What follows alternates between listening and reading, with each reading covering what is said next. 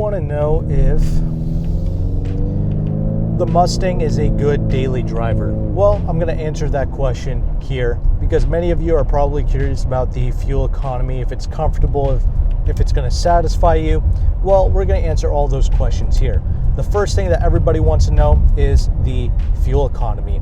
This is the 2021 model year. We have here the high performance 4-cylinder engine. We have here the Focus RS engine essentially with 330 horsepower, and that's about 20 more than what you would get in the regular EcoBoost. Really, you want this engine for performance driving, like if you're going to autocross it, but anyway, that's a different topic. This thing will actually net you well over 20 mpg in the city. I've seen as high as like 25 in the city, driving it a little bit more mellow. But when it comes to highway driving, I also get around 25, 26 out on the highway. So the city and the highway MPGs are about equal. But hey, if you're doing a lot of city driving, that MPG can really add up, especially compared to the GT Mustangs, which get me about 16, 17 MPG in the city and maybe like 22 or something like that on the highway.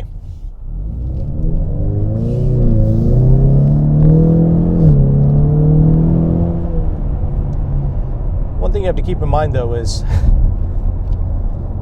there's a bit of a lack of communication with this car. So it's ideal if you have money to spend on modifications, and I talked about this in some of my other Mustang videos.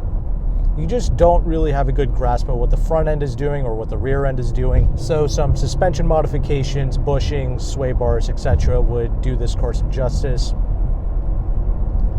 But that being said, when you're driving this every day and you come across rain like you would, right? Because everybody lives in the real world and there's going to be rain. This will bite you if you try to push it in a slippery situation. Now you would think, yeah, that's typical for every rear-wheel drive car, but this one really bites you. This is pretty unforgiving. That's the difference between this and like the Camaros and the Challengers. But aside from that, one of the most important things that you want to know, aside from fuel economy, is going to be the ride quality in this. The Mustangs do a great job of being non-fatiguing, of being satisfying around town. You could just be doing the speed limit in this car, and this just has a lot more charisma than something like the Camaro around town. You have this nice big steering wheel here, which is very retro inspired. Same thing with the toggle switches in the interior, and I talk more about that in my interior portion of the video, which I've made separately. Over the smaller bumps, the larger bumps, you don't really feel it too much, but I will say there is this weird kind of jostling sensation that you can get, and it doesn't really bother you when you're driving it slowly, but when you're driving this car hard and you come across, not so ideal terrain, which is absolutely possible in the real world, you again lose confidence when you try to push this car to its theoretical street limits, right? But again, that's when you drive it hard. When you just drive it like a normal person every day, this is really not fatiguing. I've done over an hour of driving in this straight on the highways, my local downtown areas. I was never really tired of it. These Recaro bucket seats do a great job. They're very satisfying to sit in. It's got plenty of lumbar support, and I typically have issues with my lower back, and I'm not really having an issue in this seat. It's just if you're a wider person, you can't really sit in these Recaro seats. That's the only problem with them, but I'm 5'11". I don't have an issue getting in and out of this. So the seats and the ride quality really help you to cope with the everyday terrains that you're going to be interacting with. Another thing, this car is surprisingly quiet, which is great to see, but it doesn't really matter because the sound of the engine really kind of overtakes everything else. So you don't really get to appreciate just how quiet and refined it is, but it is pretty quiet though. There's not a crazy amount of wind noise in here. Real quick, I want to mention a couple of other things regarding the Mustang and daily driving it. The Mustang is a surprisingly safe vehicle relative to its class. It receives good marks throughout the board according to IIHS, except for the driver's side small front overlap test. And that's where it receives an acceptable score, which isn't that great. Surprisingly, the Camaro is the safest vehicle in the class. The only place where it received an acceptable score was the roof strength test, but otherwise it received a good mark for the driver's side small overlap test. The Challenger, despite being the biggest car and the heaviest car, is the least safest vehicle in its class. It gets a marginal for the driver's side small front overlap test, and it also receives only a acceptable score for the roof strength and the head restraints / seats. So not good at all, and that really makes me sad because the Challenger is technically the best daily driver in this muscle car segment because it's obviously the biggest, and there's also the Charger, which is the 4-door variant of that car, which is the ultimate in daily drivability, right? Because it has 4 doors. And GM kind of has a 4-door competitor, but it's the Cadillacs, but they cost way too much money.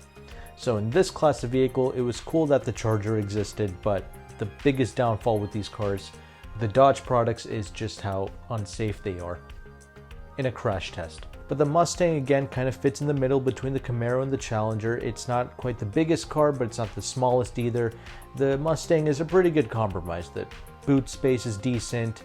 It's a little bit easier to get in and out of the Mustang versus the Camaro. There's a little bit more headroom space inside of the Mustang. But the Challenger can obviously accommodate like 6 foot tall plus wider individuals. It's not really a problem, and that's why the Challenger and the Charger sell so well, plus the swagger that they have. The Camaro is a fantastic driving car, but it's not the most practical. It's the least practical, actually.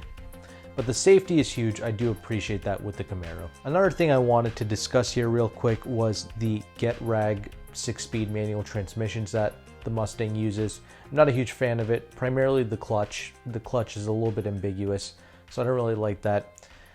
I much prefer the 6-speed Tremix found in the Challengers and the Camaro. I think that's just a far superior manual transmission, and you will get that manual transmission if you opt for the Mach 1 Mustang. Something to keep in mind there. But the 10-speed automatic is pretty excellent. It's the one that they co-developed with GM, and it's very good.